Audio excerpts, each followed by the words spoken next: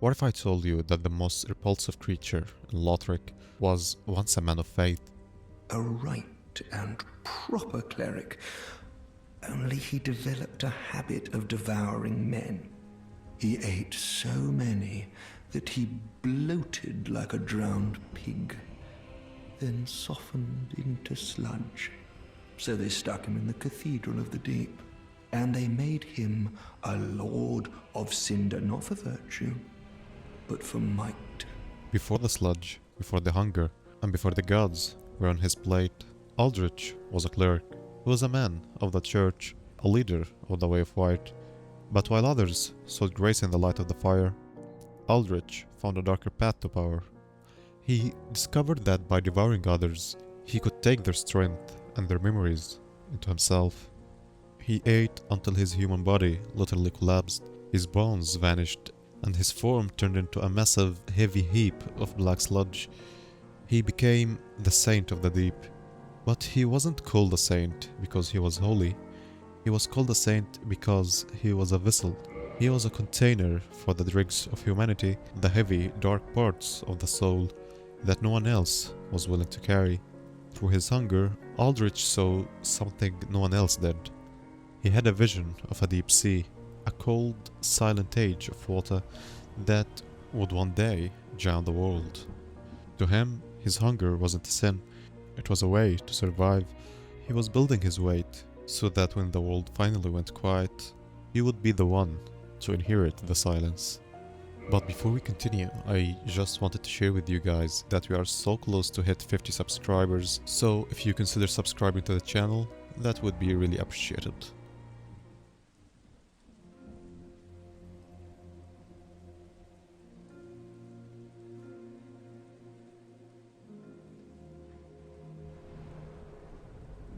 So, to understand the blasphemy of Aldrich, we have to look at the economy of souls in Lothric. Most beings in this universe crave souls for their power, or at least to maintain their sanity. But Aldrich was different. In the early days of the Way of White, there was a practice of quieting the undead. But Aldrich took this a step further. He realized that the human body contains something that others ignored. He called them human dregs. The item description for these dregs tells us everything we need to know. Think of these dregs like mud at the bottom of the river. When the water stops moving, the filth settles. These dregs do not burn in the fire. They simply sink by consuming them in massive amounts. Aldrich was making himself heavy. He was turning his body into a physical anchor in a world that was trying to fade away. This vision was so powerful that it draws others to him. This is the origin of Aldrich Faithful. These are the followers who protect his ruined cathedral and his stolen city. They aren't just guards, they are believers who patiently await the devourer of gods to return. They understand that, as the world burns out, the only thing that will remain are the things that are too heavy to be consumed by the fire. This is why Aldrich became a sludge. He wasn't just rotting, he was so full of this mud that his form could no longer hold its own weight. He became a living version of the deep, a place that was once sacred but became a dumping ground for the filth of humanity. We see the truth of his nature in his cinders. For most lords, their remains are bone and ash, a proof that they burned for the world. But for Aldrich, his cinders are a pile of black, oily flesh. Even in death, he refused to burn. He was a creature of water and waste, the exact opposite of the fire he was supposed to protect. Before Aldrich moved to the Boyev Valley, he needed a seat of power. In the early days, the Way of White used this place to seal away the deep, that stagnant eldritch force Aldrich eventually came to worship. But as Aldrich's hunger grew, the mission of the cathedral inverted. The priests, who were meant to guard the world from the sludge, instead began to feed it. We see the direct reality of this in the evangelists. These women traveled far outside the cathedral to invite people back. They speak of cleansing and burning away the sin, but their real purpose was recruitment for the larder. They were the ones who brought the sacrifices down the road of sacrifices. If you look at the architecture, the cathedral is designed to handle massive amounts of waste. There are giant cleavers, massive pots, and drainage systems that leads to the giant's feet. Aldrich was eating so many people that the cathedral had to become an industrial-scale processing plant.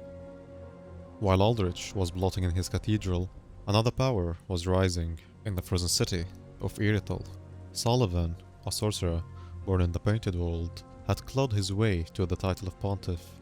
But Sulyvahn was a pragmatist. He knew that to truly dismantle the old world, the world of the gods, he needed a force that could do more than just kill. He needed a force that could erase the divine legacy.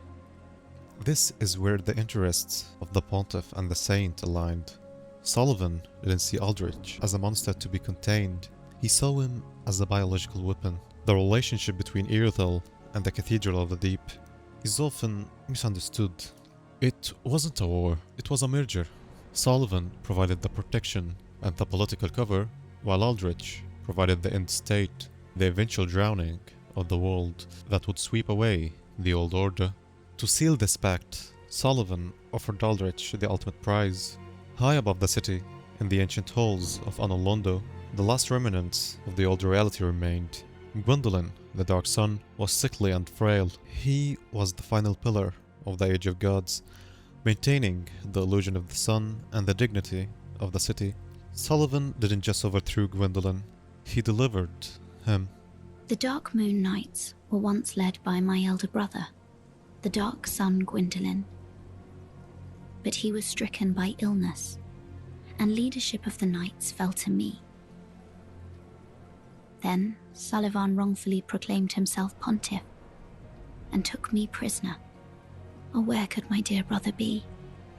We find evidence of this in the small doll given to those who serve the pontiff. It is a key, but also a brand. Sulyvahn controlled who entered and exited the city, effectively turning Irithel into a gated slaughterhouse, where the livestock were the citizens, and the butcher was waiting in the cathedral, at the top of the stairs. When Aldrich left for the Boreal Valley, he didn't leave his home empty. He left it in the hands of three men, Archdeacon Royce, MacDonald, and Clint. Each represents a different stage of the cathedral's corruption, and their fates tell us exactly what happens to those who serve a God-Eater. First, there is Archdeacon Royce. He is the one you fight. He stayed behind to guard the empty coffin, a literal husk of a man, protecting a literal husk of a grave. Royce represents the blind faith of the cathedral. He didn't care that his god was a pile of sludge. He cared only for the ritual. But look at Archdeacon MacDonald. He didn't stay in the cathedral. He followed Aldrich to Irithel, eventually settling in the waterlogged basement behind a primordially hidden wall. We find his corpse guarded by two Sulyvahn beasts, the massive toothy nightmares that haunt the city's outskirts. MacDonald represents the scholarship of the deep. He was the one who turned the stagnant sludge into sorcery. He realized that the deep wasn't just a physical mess, it was a magical force that could be harnessed. His death in that cold basement suggests that once his research was complete, Sulyvahn had no more use for him. Then there is the mystery of Archdeacon Klimt. Klimt is the only one who seems to have felt the weight of the sin. He was a seeker of miracles, and his items suggest a lingering connection to Rosaria, the mother of her birth. Some speculate he abandoned the cathedral entirely, unable to stomach what it had become. By detailing these three men, we see that Aldrich's blasphemy wasn't just a solo act. It was a systematic rot that dismantled the priesthood from the inside out. To truly understand why Aldrich is a blasphemer, we have to talk about the deep itself. In the world of Dark Souls, the Abyss is often seen as the ultimate evil, a wild, hungry darkness. But the deep is different. It is stagnant. Think of a river. The Abyss is a flood. It's violent, but it moves. The deep is a swamp. It is what happens when the water stops flowing and the silt begins to settle at the bottom. This silt is made of human dregs, the heaviest, darkest parts of the soul that refuse to burn. Aldrich's vision of the age of the deep sea isn't just a metaphor for the flood. It is a vision of a world where nothing ever changes again. No fire, no dark, just a cold, silent water grave. This is the ultimate blasphemy. The gods of Anor Londo were built on the idea of the cycle, the linking of the fire. Even the Dark Lord endings are about a change in the status quo, but Aldrich represents the end of the cycle entirely. He represents the moment the engine of the world finally clogs and dies. Now, let's have a look at what Aldrich did to the seat of the gods. Anor Londo was once the pinnacle of the world, a city of sunlight and silver nights, but when Aldrich arrived, he turned it into a larder. When you enter the boss arena, notice the floor. It is no longer marble. It is a knee-deep pool of black viscous waste. This is Aldrich's true form, the great cloud of eating. But look at the figure rising out of it. This is the most direct evidence of his parasitic nature. Aldrich didn't just kill Gwendolyn, he's wearing him. He's using the Dark Sun's nervous system to cast spells, his vocal cords to scream, and his crown to mock the Old Order. There is a horrifying detail in the way Gwendolyn moves during the fight. He hangs limp, like a marionette. This suggests that Gwendolyn may still be conscious during the digestion process, a slow, agonizing reality that highlights the cruelty of the saint. Aldrich doesn't just want the power of a god, he wants to humiliate the very concept of divinity. This isn't just a boss fight, it's a crime scene. Every arrow fired from the Dark Moon bow is a memory being harvested and weaponized. Aldrich is essentially stripping the god of his dignity. There is a specific miracle you can transpose from Aldrich's soul, the Life Hunt Scythe. The description tells us that Aldrich dreamed of a pale girl in hiding while he ate the Dark Sun. This pale girl is almost certainly Priscilla, the half-breed, or perhaps Yorshka, Gwendolyn's sister. It tells us that Aldrich's consumption is telepathic. He's rooting through Gwendolyn's most private memories, pulling out forbidden arts from the painted world and manifesting them in the physical realm. He isn't just eating flesh, he is eating history. He's a black hole for the Lord of the World, pulling everything into his stagnant center so that nothing, not even a memory, remains outside of him. This dream is the ultimate irony. Aldrich, a creature of the most repulsive reality, dream of the most hidden, protected parts of the world. It suggests that, even as a monster, he's searching for something pure to consume, proving that his hunger can never truly be satisfied. The most striking thing about Aldrich isn't that he was a Lord of Cinder, it's that he was a Lord of Cinder by force. In the world of Dark Souls, linking the fire is usually framed as a choice, a sacrifice made out of duty. But for Aldrich, it was a sentence. He was made a lord because his soul was heavy. His soul was so dense with the dregs of thousands of victims. But look at his throne, look at the cinders you retrieve from his corpse. Most lords leave behind bone and ash. Aldrich leaves behind a slick, melted soul. This is a direct biological contradiction. Fire needs dry wood to burn. Aldrich is a creature of water, sludge, and stagnation. By forcing him into the position of a lord, the Ward of Lothric was essentially trying to burn wet coal. This explains why the fire is so weak when you finally reach the kiln.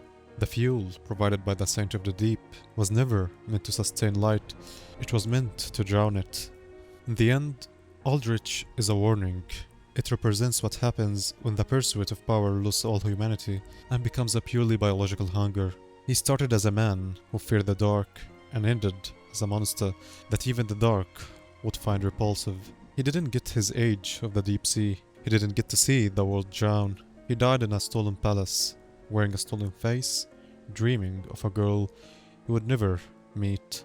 They called him a saint, they called him a lord, but in the cool light of the moon, he was just a pile of dregs, waiting for a champion to finally put him out of his misery.